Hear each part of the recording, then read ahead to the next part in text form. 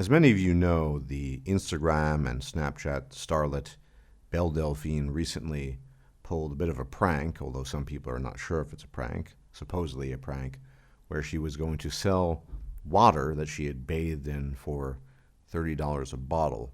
Now, I'm unsure if any of this water actually sold, and it doesn't really matter.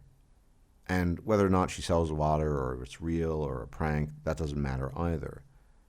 What I want to do in this video is discuss why women who engage in feminine asset entrepreneurship, so to speak, are successful. What is their offering to a male audience, and why so many people are puzzled by this? Now, I think oftentimes people in the manosphere, and more broadly on the internet, tend to be a bit overly simplistic about certain types of things. And that's certainly the case when it comes to, let's say, Twitch feminine asset entrepreneurs or those on Snapchat or what have you. Because the idea is these guys are just thirsty, or they're horny. They're just thirsty, and that's why they're doing this. But that ignores the simple fact that there are many, many other options out there apart from Twitch and Snapchat and take your pick.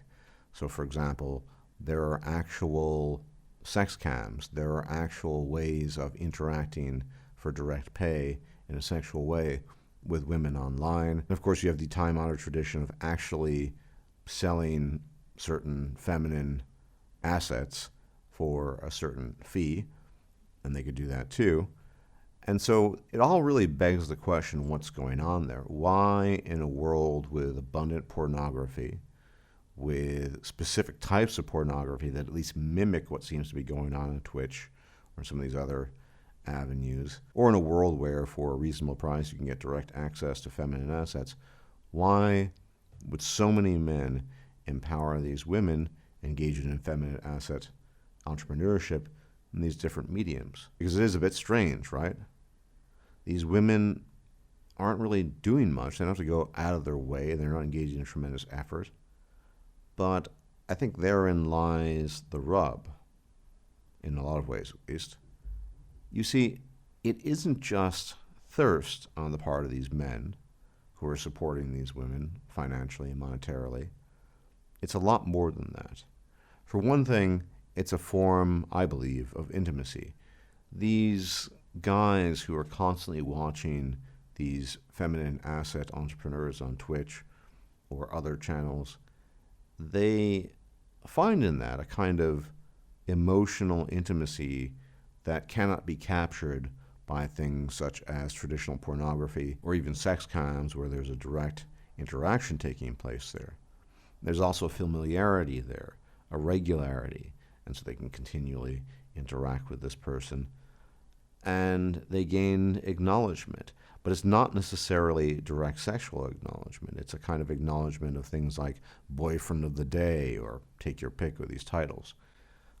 And I think it's really touching upon something that goes beyond just pure thirst. I mean, sure, there's some element of thirst there, without a doubt, but the desire for some sort of physical, emotional intimacy, which these men believe can be found by supporting these various women in their undertakings. That's one element. The other element is the fact that it does not require that much effort.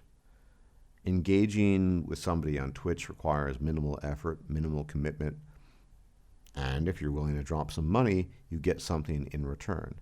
Now, you could argue that's the same thing for various cams that are more pornographic in nature, but again, that same level of quote-unquote intimacy and familiarity isn't necessarily there, and you can forget that when it comes to more traditional exchanges between men and women that require monetary expenditures. And so, in short, the phenomenon that surrounds people such as Belle Delphine or Amaranth, or take your pick of any of these women, is a simple one. It's easily accessible. It requires minimal effort. There's a non-sexual element there, because although sexuality is certainly intimated there, and there's an element of thirst there, there's also a kind of in-between stage, something intermediary between the obvious nature of, say, outright pornography, and the obvious nature of they're just not interested in you. And I honestly think a lot of these guys are aware of this. I don't think, much to the chagrin of people claiming otherwise, that these guys really think they can spend money and acquire these women as girlfriends or wives. Some of them are already married, and they've gone on record saying that. And some of them get caught on a hot mic being incredibly disparaging to their so-called supporters, and it still goes on. So ultimately, I think there are three elements at play here. One, easy accessibility. Two, the intermediary stage, neither here nor there.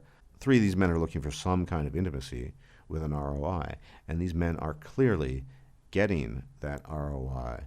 Otherwise, they wouldn't be returning. And that ROI is not turning people like Belle Delphine or take your pick into their girlfriends. It's getting that high, that recognition. And more likely than not, the vast majority of these men who pursue these women are not necessarily successful in the dating market. But this new genre provides a new avenue within which these men can maneuver, and they can get something out of it. Something that's better than just porn, and something that gives them a sense of being connected, even if they probably realize that connection is artificial. And the regularity of the procedure also breeds familiarity. And I think that really is what's going on here. These guys are looking for something in between the non-existence of feelings and the raw sexual, additionally delivered through pornography or direct exchanges for feminine assets.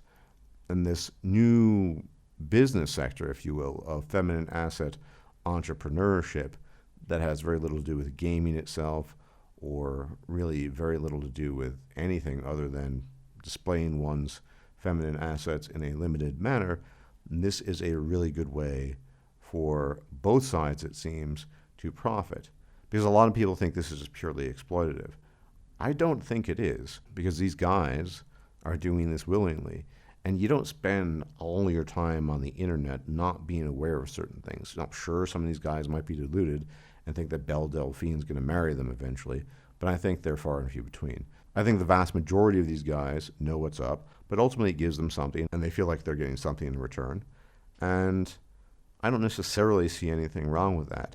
Now, would I myself participate in that sort of thing? Absolutely not. I have no interest in ogling various women engaging in feminine assets entrepreneurship on Twitch. If I'm going to watch Twitch, it'll be typically some skillful male engaged in some activity that requires a great deal of talent, and even that's pretty rare.